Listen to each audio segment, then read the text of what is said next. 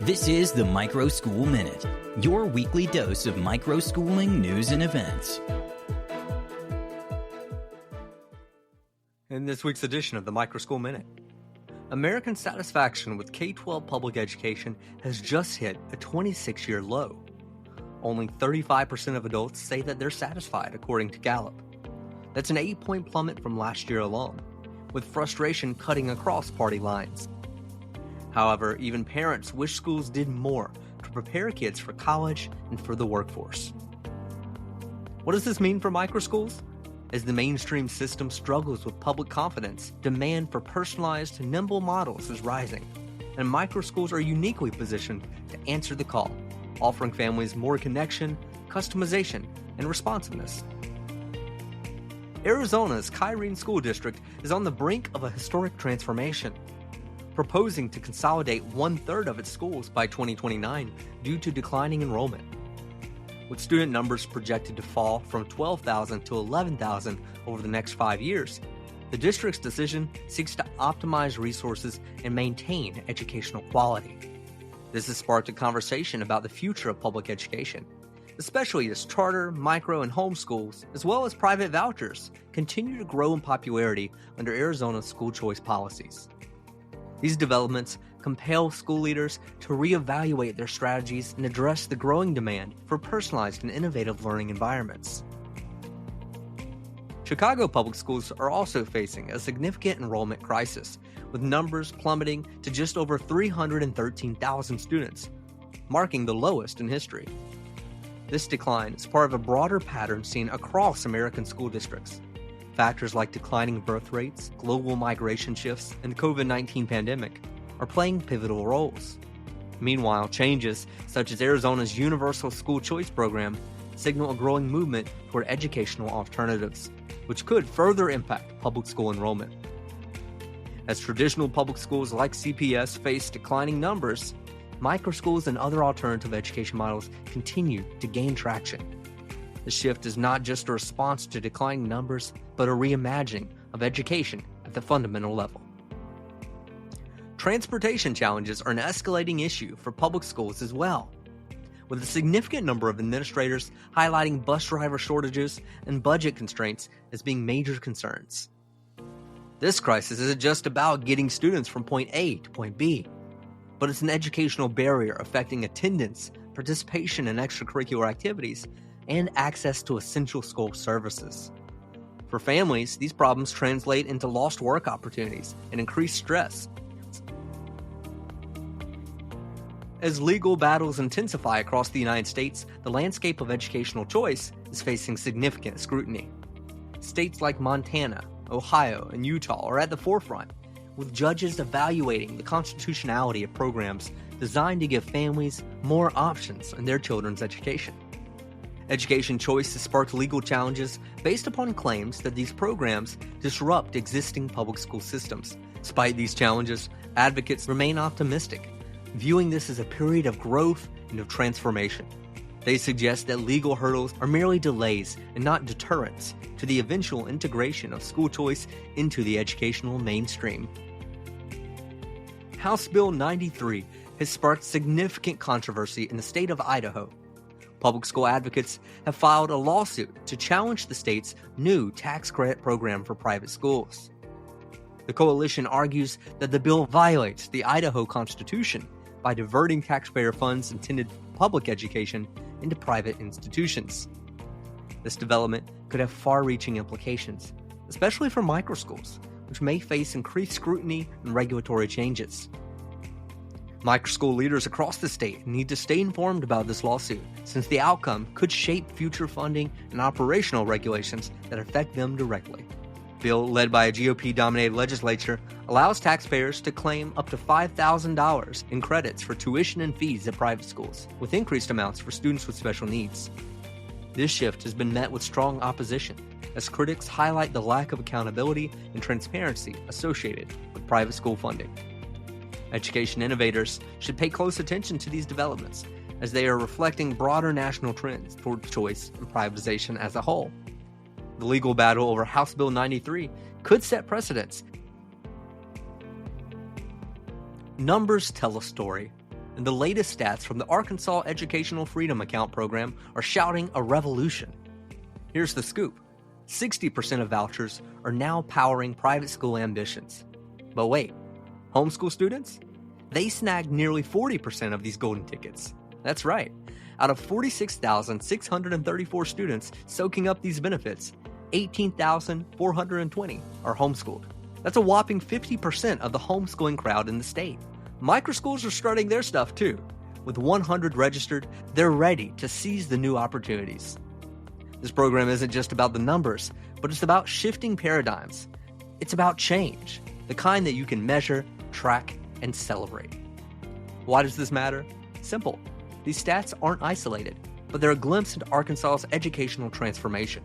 And as more funds flow into personalized learning paths, the landscape of education, especially for microschools, is set to explode in creative new directions. In the push for expanding school choice in Mississippi, federal education officials are advocating for innovative approaches to K-12 education. During a packed meeting at the state capitol, officials Lindsey Burke and Lori Todd Smith emphasized the need for Mississippi to explore education savings accounts and other school choice models. This expansion is particularly exciting for leaders in microschools. As Mississippi considers adopting universal ESAs, microschools could see increased support and flexibility, potentially setting a precedent for future educational models nationwide. For education innovators and microschool leaders, these discussions signal a pivotal moment. While some view school choice as a threat to public school funding, others see an opportunity. And with the Trump administration backing, the proposed changes could unlock new avenues for personalized learning, especially in rural areas where traditional schooling options are limited. As the Education Freedom Committee continues to meet, education leaders have a unique opportunity to shape a landscape where choice and customization in education are not just ideals, but actionable realities. In Arizona, a battle is unfolding over the future of education choice, with Democrat Attorney General Chris Mays leading a contentious campaign against the state's Empowerment Scholarship Accounts program. This program, widely embraced by families for its flexibility and support of diverse educational options like microschools, is now under threat. Mays has criticized the program's accountability measures and halted automatic approval of expenses below $2,000, arguing that it enables misuse of funds. However, this move overlooks the program's effective risk-based auditing approach that ensures financial responsibility and drastically reduces wait times for families needing educational resources. This controversy spotlights a crucial issue for microschools. With the manual auditing process previously causing significant delays, the current system offers a more pragmatic solution. By enabling timely access to funds, it supports educational fluidity, crucial for customized learning environments in microschools. And despite the Attorney General's focus on minimal misuse cases, the overarching narrative reveals an agenda that could stifle educational innovation and choice. In recent years, homeschooling has gained unprecedented momentum in Ohio, shocking many as numbers soared beyond even the heights reached during the COVID-19 pandemic. With over 53,000 students now being educated at home, families are increasingly drawn to the personalized and flexible nature of homeschooling, backed by data from the Ohio Department of Education and Workforce. The National Home Education Research Institute notes that this is a trend with staying power. COVID-19 may have accelerated the shift, but the appeal of tailoring education to fit individual needs remains a strong catalyst. Melanie Elsey, a legislative liaison for Christian Home Educators of Ohio, suggests that the pandemic opened parents' eyes to the educational possibilities available outside of traditional public school systems. With Secretary Linda McMahon's vision, Parent-First approach education is championing state control, empowering parents, and reshaping the future of learning. Her agenda champions the decentralization of federal educational oversight, allowing states to innovate and lead, fostering models like microschools that prioritize personalized, agile learning environments. These changes promise to revolutionize educational delivery, addressing urgent needs highlighted by declining test scores and a shifting workforce landscape. This collaboration across state lines unveils an opportunity for a reimagined educational system that is more responsive to the demands of modern society. Microschools stand at the very forefront of this educational transformation, embodying the principles of personalization and nimbleness that McMahon envisions. By allowing educational funds to follow the student, microschools gain the support needed to thrive and to expand, challenging the status quo of traditional education. And as states become the laboratories of democracy under this new plan, microschools can adopt successful practices nationwide, ensuring students receive a tailored education that prepares them for future challenges. Microschools are like chameleons, blending seamlessly into the urban jungle. One of their favorite habitats? Commercial spaces and nonprofit facilities. These are not your typical school buildings. No, they're vibrant, bustling, and full of potential. New reports have found that over 39% of microschools have set up shop here, reinventing what a school can look like. Imagine a classroom inside a retail storefront. The display windows now showcase art projects instead of mannequins. Or picture a light industrial space where desks replace machinery and students create instead of assemble. The creativity is endless. Sarah, a passionate microschool leader, says transforming a warehouse into a learning haven was daunting, but seeing students thrive makes it worth every effort. In these spaces, innovation isn't just encouraged, but it's mandatory. And that's what makes microschools a game changer. When it comes to finding a place for our microschools, we're not just picking a spot, but we're stepping into a labyrinth of regulations that can feel like a never-ending maze. Zoning laws, fire safety rules, business licenses, each comes with its own set of hurdles. Start by building a relationship with local officials and document everything. Keep a paper trail and know your rights. While the regulatory landscape might feel like an endless tangle of red tape, microschoolers are innovators, and innovation always finds a way. In the ever-evolving landscape of microschooling, the transition from the first to the second year brings both opportunities and challenges. Year one often feels like a honeymoon period, filled with excitement and transformative experiences for both students and their families. However, according to new data-driven insight, as the novelty wears off, year two becomes a crucial period for sustaining the initial magic. This is where the school's mission becomes the very anchor, a guiding light of sorts, ensuring that the promise of personalized and meaningful education continues to thrive and evolve. Microschool founders are tasked with ensuring that the thrill of year one doesn't fade, but instead transforms into sustained enthusiasm and trust. This involves returning to the why behind the school's existence, showcasing evidence of growth and fostering an environment where students continue to be challenged and engaged. By keeping parents informed and involved and maintaining consistency in mission delivery, microschools can turn the second-year slump into a stepping stone for broader success. Building a community of trust and purpose is the real measure of success, ensuring the microschool stands strong in its values, fostering growth that lasts beyond the initial wave of excitement. The Department of Education's delay in implementing a key student loan payment plan is causing significant disruption. The One Big Beautiful Bill Act aimed to overhaul the student loan landscape by removing barriers for high-income borrowers enrolling in the income-based repayment plan. However, technical delays mean that borrowers cannot currently access these changes, leading to legal challenges and financial uncertainty. This situation, particularly troubling for borrowers who have reached the 20 or 25-year threshold for loan forgiveness but are unable to switch to IBR due to the ongoing delays. The passage of the One Big Beautiful Bill Act marked a watershed moment in the school choice arena, ushering in a federal tax credit designed to galvanize support for scholarship-granting organizations. For microschool leaders and innovators, this development is both a boon and a challenge. The bill's provisions could potentially unleash a wave of funding opportunities, allowing microschools to expand their reach and enhance educational offerings. However, the Act's ambiguous language, particularly concerning state involvement, raises critical concerns that might impede seamless implementation.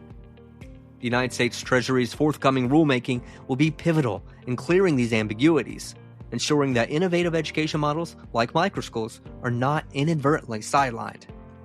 In the world of microschools, where personalization and flexibility reign supreme, this legislation opens up unprecedented avenues for transformation. Microschool leaders must be vigilant, advocating for rules that recognize the unique contributions of flexible and personalized education environments. And by aligning with policymakers and staying informed about impending regulations, microschool innovators can not only navigate these new waters effectively, but also play a crucial role in helping to shape the future landscape of education in America. A new microloan fund has been launched by the Building Hope and Stand Together Trust, marking a bold step toward financial sustainability and innovation. This pilot program starts with $675,000 in funding and offers low-interest startup loans specifically tailored for microschool entrepreneurs. The initiative aims to provide essential capital to help new schools overcome common hurdles, like securing facilities and covering initial operational costs. By emphasizing business fundamentals and long-term sustainability during the application process, the fund helps to ensure that the capital serves as a strategic asset, positioning schools for growth rather than offering a temporary fix. The introduction of this microloan fund has revealed a significant demand for this type of financial support, representing shifts from traditional grant-based funding to more scalable loan models, promoting accountability and encouraging the development of self-sufficient educational organizations. This week, the Harvard Emerging School Models Conference will bring together education innovators in Cambridge, Massachusetts, to explore the rapid growth and evolving landscape of new school models. As microschools, charter schools, and other innovative education formats continue to gain momentum, they find themselves at an important junction. These models now face mounting pressure from stakeholders to showcase their effectiveness while grappling with challenges of scalability and sustainability.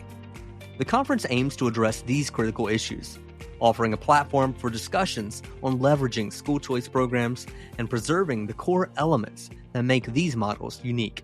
We hope to see you there. This week's Microschool Showcase takes us to the Younger Years One-Room Schoolhouse Microschool in Swansea, New Hampshire.